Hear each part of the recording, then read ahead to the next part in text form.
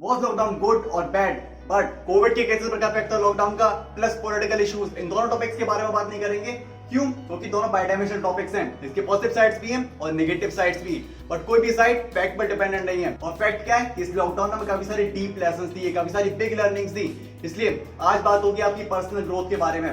देखिए, मेरा काम है आपकी लाइफ में वैल्यू ऐड करना, आपकी पर्सनल ग्रोथ को बढ़ाना और आपकी गुडनेस क्वेश्चन को बढ़ाना। इसलिए आज बात होगी गुडनेस के बारे में। इस लॉकडाउन के थ्रू आपका गुडनेस क्वेश्चन कैसे बढ़ सकता है। एंड आई प्रॉमिस कि इस वीडियो के बाद आपका लॉकडाउन के प्रति जो परसेप्शन है उसका गुडनेस क्वेश्चन बहुत ज्यादा बढ़ जाएगा। आज मैं आपके साथ शेयर करने वाला हूँ 6 biggest learnings from 2 months lockdown. इस लॉकडाउन के दौरान मैंने जो कुछ भी सीखा है उसको 6 लर्निंग से बैठ करके आपके साथ शेयर करने वाला हूँ इस वीडियो में।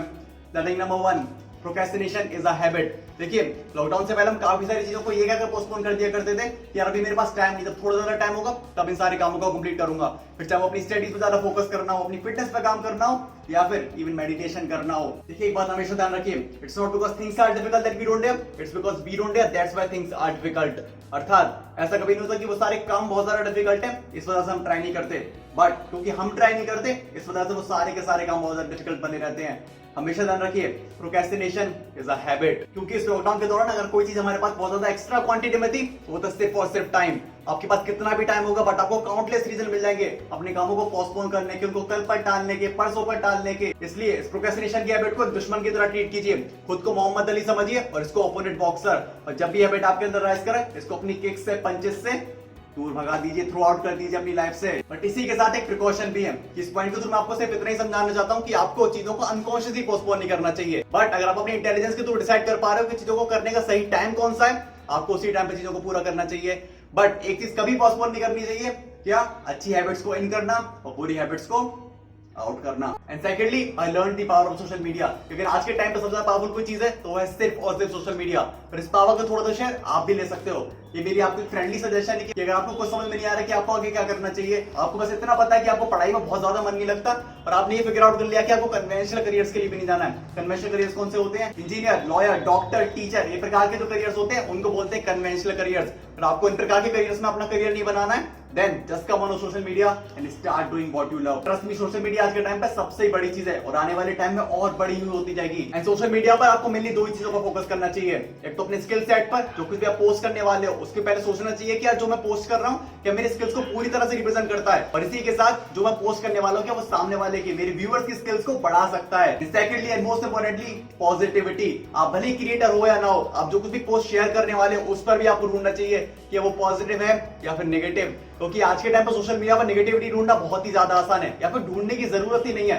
नेगेटिविटी खुद ब खुद आपके पास आ जाती है और पॉजिटिविटी ढूंढने के लिए आपको थोड़े से स्टेप्स लेने पड़ते हैं।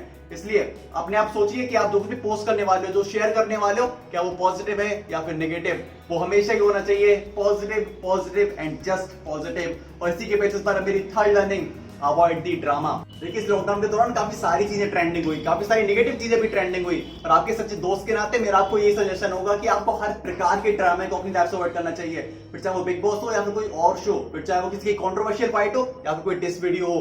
क्यों करना चाहिए? बिकॉज ये आपके माइंड को बहुत ज्यादा डिप्लीट करते हैं, उनको रॉन्ग डायरेक्शन में ले जाते हैं। और इनको अवॉइड करने का बेस्ट वे है अपनी ग्रोथ पे फोकस करना। जब आप अपने कामों में इन्वॉल्व होगे फिर आपके पास इतना टाइम ही नहीं होगा कि आप इन फालतू के कामों में इन्वॉल्व होकर अपने टाइम वेस्ट करो। एंड आपको अपने फ्री टाइम में भी इन प्रकार के शोज को नहीं देखना चाहिए, गलत डेटा कंज्यूम नहीं करना चाहिए।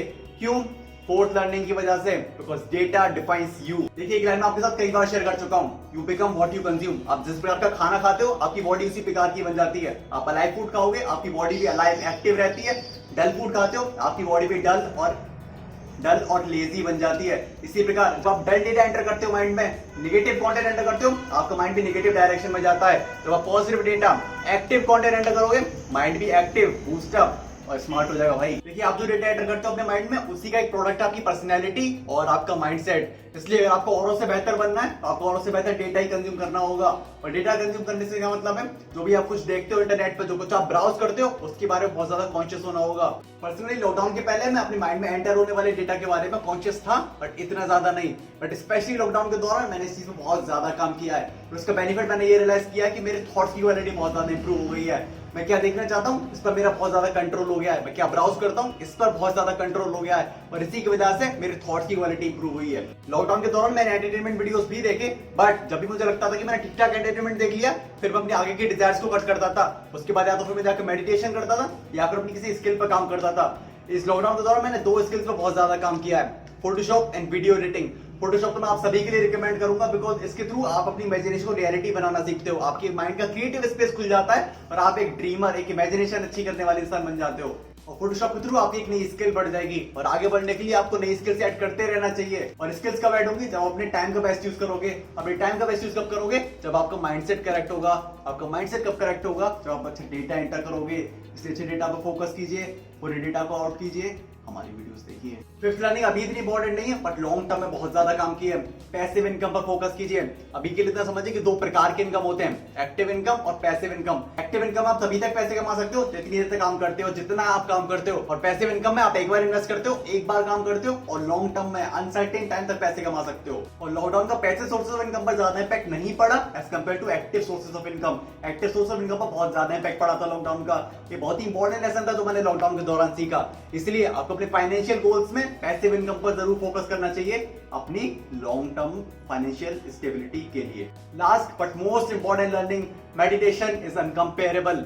जी हाँ, एक चार्मिंग माइंड के लिए, हैप्पी माइंड के लिए, अच्छी स्किन के लिए, अच्छे हेयर्स के लिए मेडिटेशन इज मस्ट। बट जो कुछ भी हम बात करते हैं मेडिटेशन के बेनिफिट्स के बारे में, इट्स नॉट इवन 1%। जी हाँ, और मैं ऐसा क्यों कह रहा हूं? क्योंकि मैं पिछले 3 महीने से डेली मेडिटेशन प्रैक्टिस कर रहा हूं, और जो कुछ भी मैंने एक्सपीरियंस किया, जो कुछ रिजल्ट्स एक्सपीरियंस किए, उन्हीं के बेसिस पर आपसे बातें शेयर कर रहा हूं। इसलिए अगर आपको अपनी ग्रोथ को एनहांस करना है, मेडिटेशन पर जरूर फोकस कीजिए। ये सिर्फ बाबाओं के और मंक्स की चीज नहीं है, ये आपकी ग्रोथ के लिए है। अगर आपको अपने माइंड को, अपनी बॉडी को आगे बढ़ाना है, just focus on meditation. Personally मैं ईशा क्रिया करता हूं, और ईशा क्रिया को करने का ट्यूटोरियल वीडियो का लिंक मैं डिस्क्रिप्शन बॉक्स में डाल दिया, वहां से जाकर आप उसको सीख सकते हो। एंड जरूर सीखिए, बिकॉज इन सारी लर्निंग्स में से अगर कोई एक लर्निंग पर आपको सबसे ज्यादा फोकस करना चाहिए तो वह है ये मेडिटेशन। मेडिटेशन को पकड़ कर रखिए, उसको जाने मत दीजिए अपनी लाइफ से, बिकॉज अगर आप मेडिटेशन को जाने दोगे देन आप अपनी ग्रोथ को भी जाने दे रहे हो उसकी तरह से। और इसी पॉइंट पर फाइनल एडवाइस कि आपको मेडिटेशन डेली ही प्रैक्टिस करनी चाहिए, बिकॉज अगर आप एक दिन प्रैक्टिस कर रहे हो और फिर 4 दिन तक प्रैक्टिस नहीं कर रहे, then it doesn't work well. फिर उसके आप सारे बेनिफिट्स एक्सपीरियंस नहीं कर पाओगे। इसलिए आपको मेडिटेशन डेली ही प्रैक्टिस करनी चाहिए। अगर आप किसी कारणवश 1-2 दिन नहीं कर पा रहे हो, इट्स परफेक्टली फाइन, बट आपको कोशिश करनी चाहिए कि आप डेली ही प्रैक्टिस करो, बिकॉज आपके पास एटलीस्ट 20 मिनट्स होंगे अपनी लाइफ चेंज करने के लिए। 20 मिनट्स का यूज कीजिए और मेडिटेशन कीजिए। तो ये थी 6 deepest lockdown learnings. I hope आपको पसंद आई होंगी, पर पसंद नहीं तो थम्स अप दे दीजिए। अगर इन्फॉर्मेशन काम की लगी हो तो शेयर जरूर कीजिए एटलीस्ट 5 लोगों के साथ, जिससे वो आपको दुआएं दें और हमें subscriptions. Until next time, lots of love.